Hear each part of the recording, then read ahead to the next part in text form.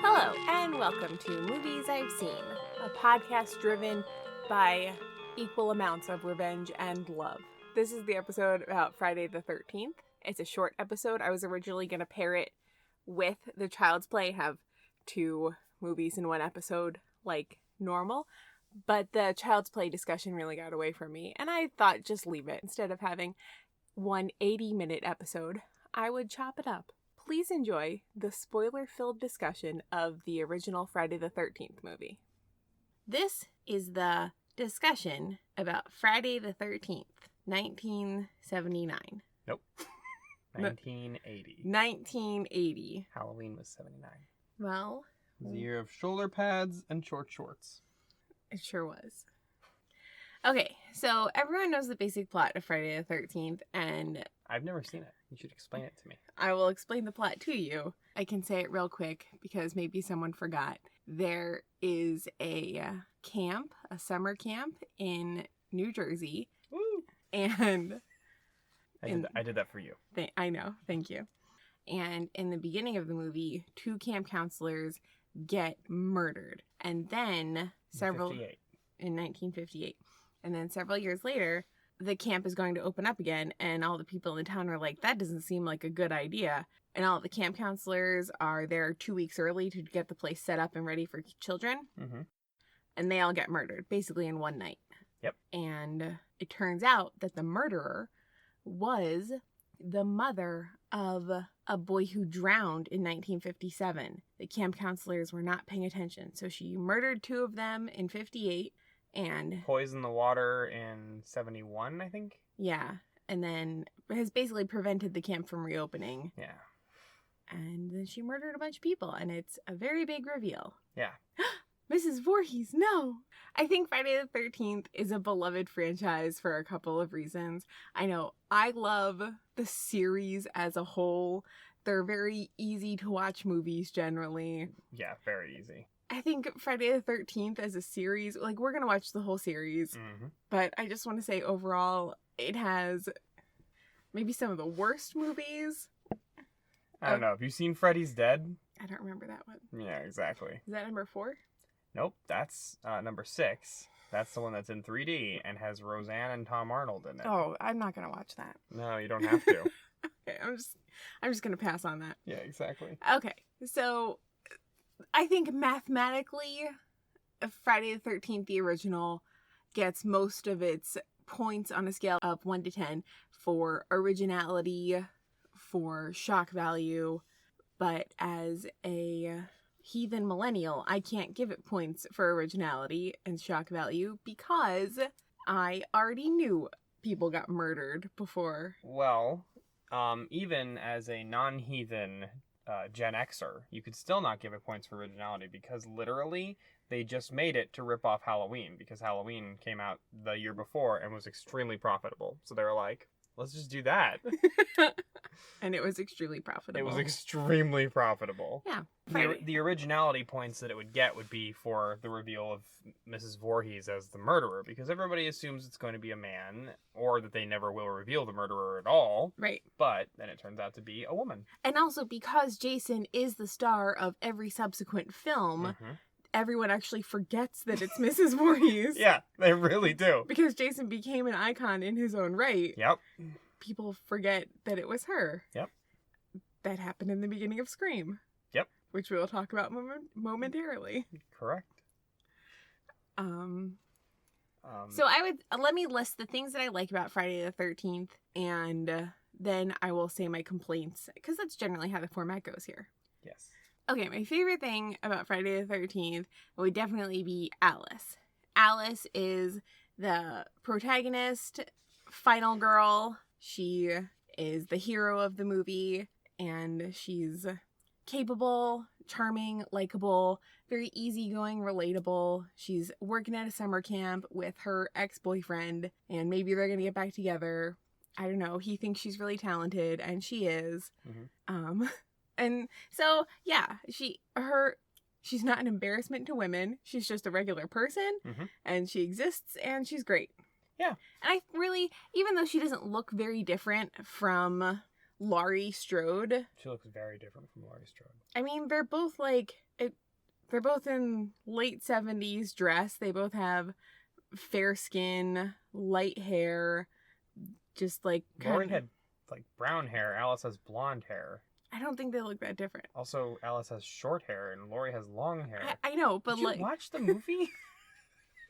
They look very different. Like Alice is basically a ginger. Okay, but I mean, like, they look similar. They look like they come from similar socioeconomic backgrounds. They look like the same level of academic proficiency. All right. They both appear to be.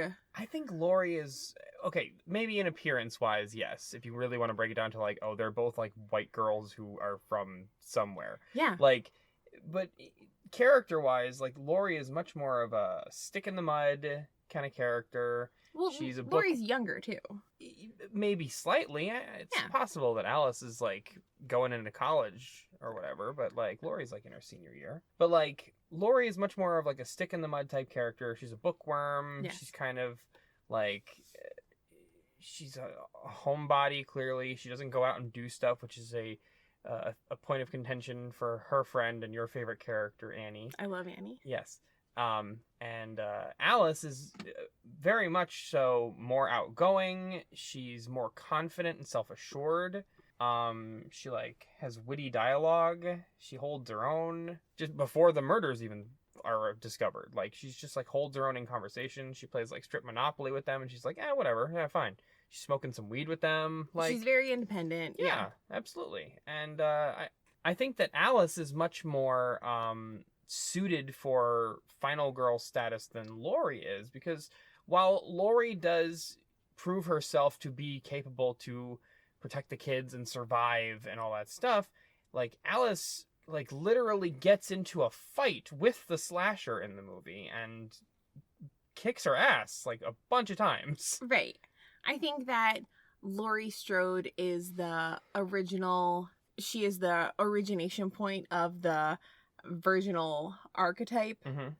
Well, it's like when we talked about this, what was it, a couple weeks ago, I think it was, Halloween was the movie that created the slasher genre as it is, and then I know there was a couple that predated it, but like Halloween is the big thing. Splash. It was the big one that started the trend. Mm-hmm.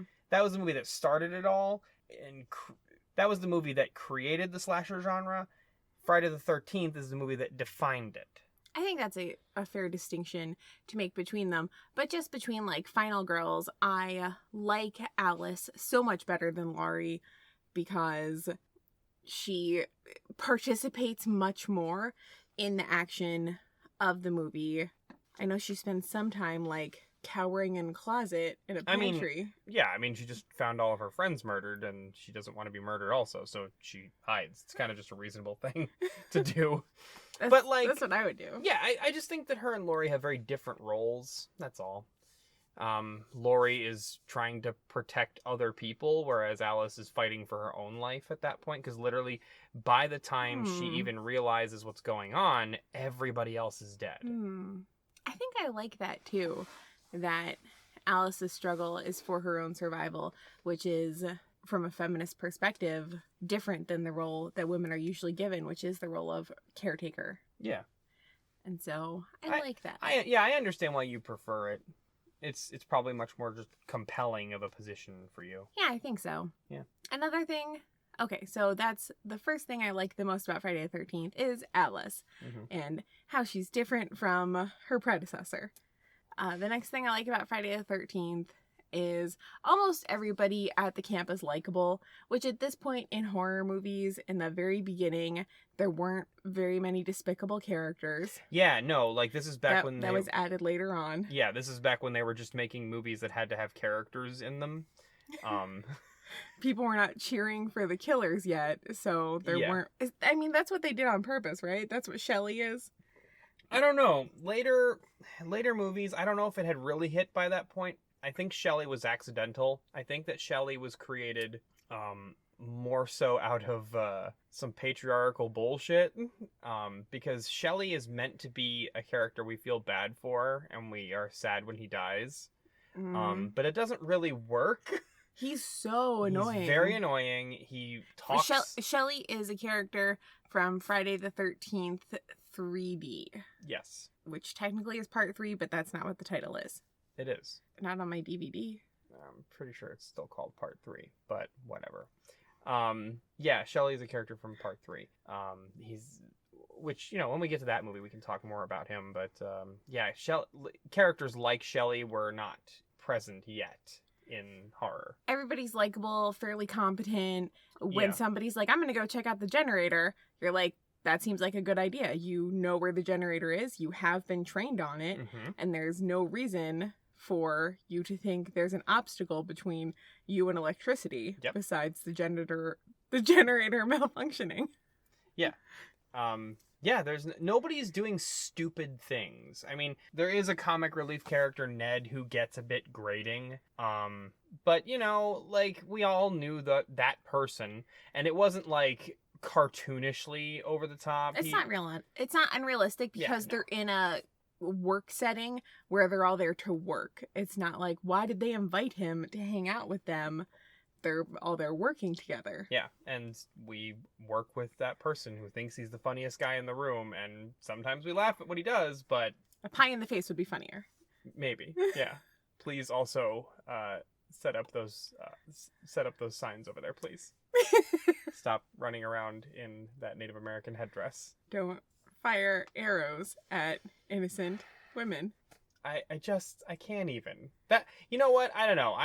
That's kind of a stupid thing. But it's a thing that's done in service of the plot, and the girl, calls him out on it, too. I think did they kiss in that scene, though? No. So what happens is, all of the camp counselors are out setting up different parts of the camp. Yeah. And her name's Annie, right? That's Annie, I believe, yeah. No, Annie's the one from the Jeep in the beginning. Oh yeah, the cute one with the adorable voice. Yeah, the one that's my favorite character in the movie. Yeah. I feel so bad that she died. She's just... Aw, gee whiz, mister. Thanks for giving me a ride halfway to Camp Crystal Lake. Yeah, I'll just walk the rest of the way. Yeah. That's fine. I got my giant pack that's the size of me. You're an American original. Yeah, she's really cute. She's nice to that dog at the beginning. At least she got to meet a dog before she died. Poor Annie. Poor Annie. The blonde woman is out setting up the archery range. The tall one. The tall one, who's blonde. She is out Yeah. And she's putting up a target, and then whizzing past her comes an arrow into the middle of the target, and she turns around, and it's Ned, and he has fired an arrow within probably 6 inches of her arm. Yep. It's real close. Yeah. And she is like, "You're an idiot. That was dangerous. I'm kind of unnerved and scared." Yep. And Ned is like, "Oh, it's funny. It's no big deal." That points out like what it is, what the movie is structured like in general, though. Like they have these characters established. We see some of their personality, see their interactions with each other, but at the same time, we're also establishing all the locations that the movie's taking place in. Yes. So. And also, it is paid off later when Ned is killed by arrows and his body is discovered stuck full of them. That was Bill. Oh, really? Yeah. Oh. And Ned gets his throat slashed. Above Kevin Bacon having sex. Yes. Poor Bill. Poor Bill. He was a nice guy. He did not make unwanted advances on Alice. And he saved her from that snake. And he knew how to work the generator. generator. He did murder the snake, so. It was a fake snake. It was a fake snake. It's not real. Okay. So things. Do you have anything else you like about the movie? I guess the kills are really cool. Yeah, the special effects is good. Tom Savini, obviously. I like Betsy Palmer's she's doing old-timey acting in her role. It's a good performance, don't get me wrong. But she's doing an old-timey acting performance in a movie full of teenagers. Yeah. And it's very different, and when she shows up, you're like, oh, an adult's here. Maybe we're okay. I mean, obviously, if you don't know that she's the killer, I knew from before I saw the movie, so I don't ever have that experience. But maybe some people watching the movie for the first time had that experience. Yeah, and they're or who forgot. Oh, an adult is here. Thank God. And then she's like, I'm Mrs. Voorhees. And you're like, what? No, I'm just kidding. But you're like, an adult's here. Thank God. And then she starts giving her performance, and you're like, this is weird. What movie does she think she's in? And then she turns out to be crazy, and you're like, Oh, yeah, that makes sense. Mm-hmm. So yeah, I don't know. It fits perfectly into its role in the movie, and it was really good of them to cast somebody like that to play Mrs. Voorhees. She loved being in the movie. She still loves all the fans of the movie, and she does conventions. Fun behind the scenes story. Initially, she wasn't happy about being in the movie, and during pre-production, she was kind of reluctant. Not reluctant to do it, obviously, because she was already signed on, but she was kind of like regretting the decision. Mm-hmm. Up until Tom Savini was doing something off in a corner, and she's like, "Ooh, what is that?" And he's working on like a head sculpt. Oh, the Jason head. Yeah, for tiny Jason, and he's like, "Oh, this is your son, Jason," and she goes, "That what?" And she said, "What?" And he's like, "Oh yeah, your son is, he's physically deformed," and then the role clicked for her, and she like had some proper motivation and stuff to work with, and it got her interested in being involved with the project. Mm-hmm. So it was it's cool. She was game, and I think that was it's one of those things where like you get a serious actor on board in a horror movie, if you give them something, they'll work with it. Yeah, she They'll really take, did. They'll take the material seriously, and I think that's why it's important for actors to not turn their noses up at horror movies. Yeah, I like her too. All right, now I will say my complaints about Friday the 13th. It doesn't have a strong plot, really. Yeah. It's kind of just, it's a real loosey-goosey movie. It is, yeah. It's a series of gags. Because it's well established that horror movies and comedy movies are very, very similar in their structure, execution, even like down to the lighting that they use. Yes. So you have gags. Every scene has a gag, except for in comedies, it's a pie in the face. In horror movies, it's an exploding pie in the face. No, that's a Warner Brothers cartoon. It's a knife to the face. Yeah. So you got gags, and you write a scene around a gag. Yes. And then those scenes all happen in a sequential order, and you try to make it have some sort of through line. But with Friday the 13th, they were really just focused on replicating the success of Halloween, doing some cool special effects, and, scaring some people. So they didn't really care so much about having a plot. It's just like, there's a group of people at this one location, because it's cheap to film that way. Sure is. And one by one, they all get knocked off, and then we hope that maybe one of them gets away at the end. That's it. It wasn't anything groundbreaking. Nobody has a character arc. That's okay. Yeah. That's not what the movie's doing. They accomplished what they wanted to, and it was incredibly successful. Mm-hmm. And yeah, I'm being a snob, but no, you're not really being a snob, because like honestly, even the movie that was its predecessor, Halloween, that movie had a plot. Yes, it was, there's a maniac on the loose. He's killing people. The only person who's taking it seriously is this one guy, and he's screaming at everyone, please do something, he's going to kill. And everybody's like, whatever, I'll put up a roadblock and an all points bulletin. That wouldn't stop a 5-year-old. So, that's the plot of the movie. Loomis has not really an arc, he has a fulfillment of his destiny, essentially. And Laurie kind of has an arc in the movie, because she goes from being very, like, internalized, and you're like, oh no, is this girl gonna be up to the task of surviving this killer? So she, like, evolves in that scene. What? No, Laurie Strode does not have an arc. It's a bit of a stretch, I know. Yeah, maybe she's gonna go out with Ben Tramer. She can. He's dead. No, well, no, he wasn't dead at the end of the first one. Yes. He dies in the second one. I thought, he got hit by a car? Yeah, he was the one in the other Michael Myers. Oh, the other William Shatner mask. Well, he's paralyzed anyways. No, he's dead. You just said he wasn't dead at the end of the first movie. No, in the first movie, yeah. Ben Tramer does not appear. He is mentioned. In the second movie, Loomis is chasing after somebody wearing a mask and dressed similarly to Michael. And that person runs away from him into the street and gets bashed by a car. I thought that was the first movie. No, that happens in the second movie. Oh. Well, they look really similar. Yeah. All right. Well, Ben Tramer's dead. She's not going to go out with him. Laurie has no character. No, I admit I'm stretching it a little bit, but like it has a plot. It has a plot. Tension and suspense and atmosphere and all these things. And there's a big sense of urgency that Dr. Loomis brings to Halloween, and he's my favorite part of the movie, easily. Yeah, it's But because there's somebody who has awareness of the fact that murders are going to happen and or are happening. Right, and that element is completely absent from Friday the 13th. Yeah. There's not any fear in the camp counselors before they're murdered, really. There's some tension in the bathroom scene where there's some noises in the shower curtain rustling. Yeah. And the brunette girl goes over and gets murdered with the really cool hatchet in the face. Yeah. There's also the scene where the tall girl goes out looking for the person calling for help and stuff. There's tension that's built up. It's just that there's no through line because the characters don't know anything weird might be happening until the scene where they die. Right. They had an opportunity to do that with Ralph, like, have somebody, I don't know, find a body early on, but like, I don't know, and then they're like, it must have been Ralph or something. Just literally anything. They didn't do that. They didn't do that. It wasn't their priority, and that's fair. You know what I noticed this time, though? Was when that tall girl goes outside and she hears someone calling for help.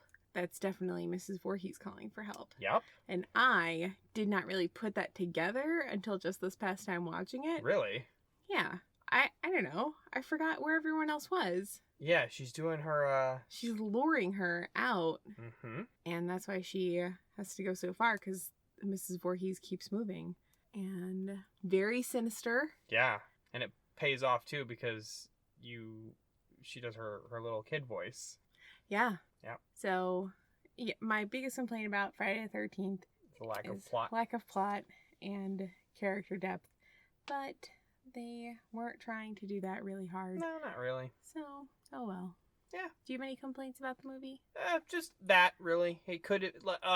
Actually, one more thing. In addition to the lack of plot, the third act kind of is very clunky. I know people hail it as like this horror masterpiece, but honestly, if you really pay attention to Friday the 13th and not just like the idea of Friday the 13th, the third act, it stalls pretty heavily. Yeah. Because by the time it's just down to Alice and Pamela running around the camp. Which is like the last 25 minutes of a 90-minute movie. Yeah, I would say so. Yeah. When you get to that point, finally, they're trying to build tension. I get what they were going for, but it's literally just a series of like 3 or 4 scenes in a row where the same thing happens over and over again. Alice is in a place. Pamela tries to kill her. Alice overpowers her, knocks her down, runs to another location, rinse, repeat. Yes. It's just fight, run, hide, fight, run, hide. Over and over again until finally they end up on the beach and she chops off Pamela's head with a machete. Haha. You can do that sequence of events in a much more exciting way. And it was a bunch of inexperienced filmmakers. I'm not going to be too harsh on them, but... I will. I'll be harsh on them. They're incredibly famous now, and they don't deserve the credit that they got. That's not true. That's what I'm trying to say. I don't think that that's the case. I think they deserve the credit that they have because they did something that at the time was a pretty big achievement. They did a movie for a low budget that made a huge return, and they kickstarted a entire phenomenon in the film industry. Yes. And the special effects were good. We can say that movie wouldn't be anything without Tom Savini. Yeah, I could say that. He is a special effects genius. He was young and like just coming into his own, and he had complete control at that point. Mm-hmm. And he made that movie worthwhile. Yeah, absolutely. It heavily depends on the creative kills in the movie. So yeah. That's pretty much my only complaints is, like you said, the plot and the clunky end of the third act. Yes, that's Friday the 13th. Yeah.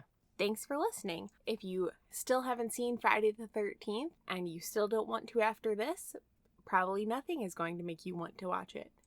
But if you're interested in starting out on slasher movies and getting into the horror genre, it's an easy one to start with. Thanks for listening. I hope you have a really great week. Remember to subscribe, and I'll talk to you soon.